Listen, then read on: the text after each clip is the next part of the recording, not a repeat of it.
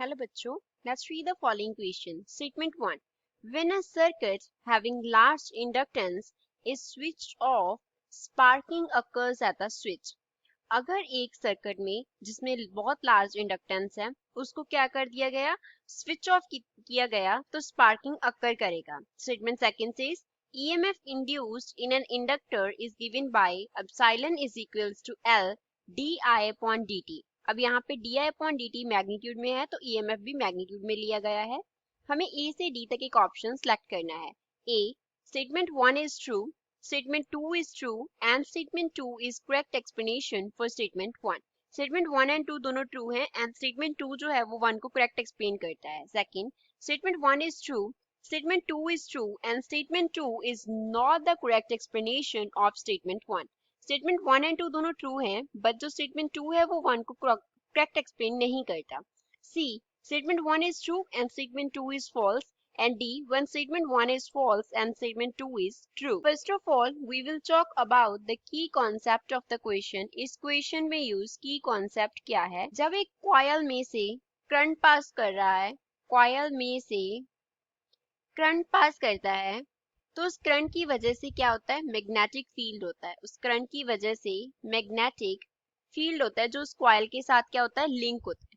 जब magnetic field change करता है तो मैग्नेटिक फील्ड की नंबर ऑफ लाइंस को हम क्या बोलते हैं, मैग्नेटिक फ्लक्स बोलते हैं.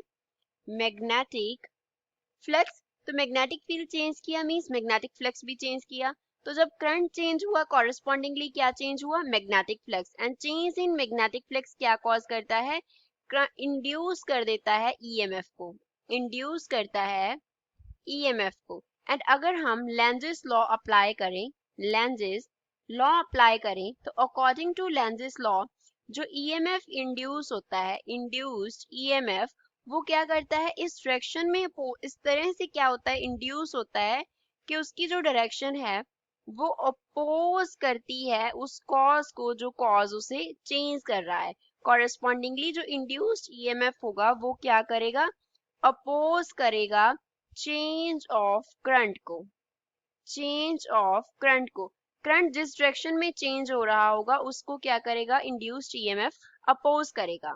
अब एक इंडक्टर की बात करते हैं. इंडक्टर में इंडक्टेंस जो है मान लो उसको हमने L से डिनोट किया. L क्या रिप्रेजेंट करता है, L रिप्रेजेंट करता है इंडक्टेंस को. अब इस इंडक्टर में जो करंट चेंज हो रहा है उसको हमने रिप्रेजेंट किया di बाई dt से. di बाई dt रिप्रेजेंट करता है rate of change of current को. I क्या रिप्रेजेंट कर रहा है, I रिप्रेजेंट कर रहा है करंट को. तो जब करंट चेंज हुआ तो क्या इंड्यूस होगा, EMF इंड्यूस होगा. तो जो इंड्यूस्ड EMF होती है, इंड्यूस्ड EMF जिसको क्वेश्चन में एप्सिलॉन से डिनोट किया है उसका मैग्नीट्यूड होता है L into di by dt in magnitude. That means हमने क्या किया, हमने स्विच ऑफ कर दिया सर्किट को. जब हमने सर्किट को स्विच ऑफ किया तो मान लो पहले करंट का कुछ वैल्यू था, सपोज हम उसको कंसिडर कर लेते हैं 5 एम्पियर्स जो कि इनिशियल वैल्यू थी. अब हमने स्विच ऑफ कर दिया तो करंट का जो फाइनल वैल्यू होगा that will be equals to 0 ampere. Current का सडन वैल्यू चेंज हो गया तो यहाँ पे क्या आ रहा है, चेंज इन करंट अकर कर रहा है. मींस क्या वैल्यू आ रही है, di बाई dt का कुछ ना कुछ यहाँ पे वैल्यू आएगा. अगर di बाई dt का वैल्यू आएगा तो क्या इंड्यूस होगा, EMF. अब क्योंकि सडन चेंज है तो EMF का वैल्यू लार्ज होगा. तो इतना सडन लार्ज अगर EMF इंड्यूस होगा तो EMF का मीन्स क्या है, पोटेंशियल डिफरेंस है. तो टू एंड्स के बिटवीन जब सडन पोटेंशियल डिफरेंस अपीयर होता है तो वहां पे क्या हो जाता है, स्पार्क हो जाता है.